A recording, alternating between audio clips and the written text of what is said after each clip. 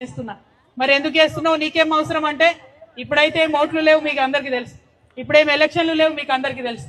కానీ ఇదే తెలంగాణ కోసం రోడ్డు మీద నిలబడి కొట్లాడినటువంటి బిడ్డగా నాకు మీ బాధలో నాకు బాధ కనబడుతుంది. మీ బాధలు తీరాలనేటటువంటి ఒక ఆవేదన ఉంటుంది కాబట్టి ఈ పని చేస్తున్నాం.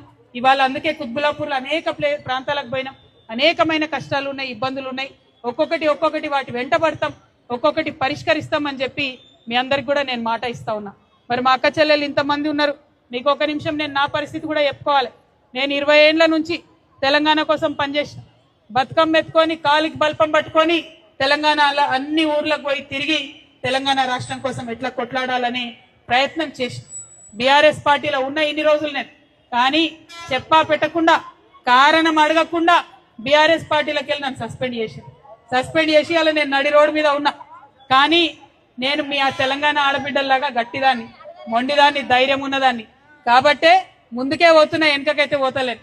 ముందుకే పోవాలన్నా నేను, అంతేనా? మనం చేసే పనిలో ఒక కష్టం వస్తే ఆగిపోవద్దు కదా, ఆగిపోయి ఇంట్లో కూర్చుంటే ఏం జరిగేది. ఖచ్చితంగా ముందుకే పోదామని నిర్ణయం తీసుకున్నా.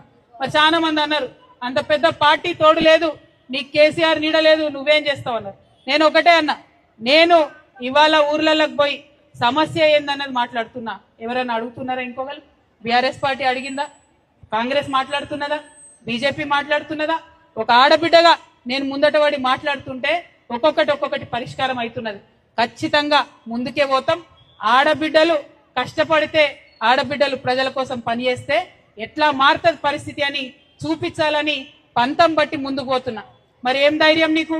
పెద్ద పార్టీ లేదు, పెద్ద సార్ లేడు, ఏం ధైర్యం నీకు అంటే నాకున్న ధైర్యం ఒకటే, మా తెలంగాణ ఆడబిడ్డలే నాకు అండ, మా తెలంగాణ ఆడబిడ్డలే నాకు నీడ, మా తెలంగాణ ఆడబిడ్డలే నాకు రక్షణ.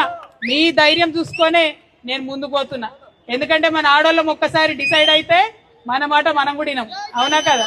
కానీ మన మొగోళ్ళు అన్నదమ్ములు జర అటు ఇటు ఆగమాగం అవుతారు, నోటు చూసో ఇంకోటి చూసో అటు ఇటు ఆగమాగం అవుతారు. కానీ మా ఆడబిడ్డలు మాత్రం ఒకసారి గట్టిగా అనుకున్నారంటే పట్టుబడితే మనతో ఉంటారు. కాబట్టి మిమ్మల్ని నేను కోరేది ఒకటే, నేనేదో రాజకీయం చేద్దామని రాలే. నేను తెలంగాణ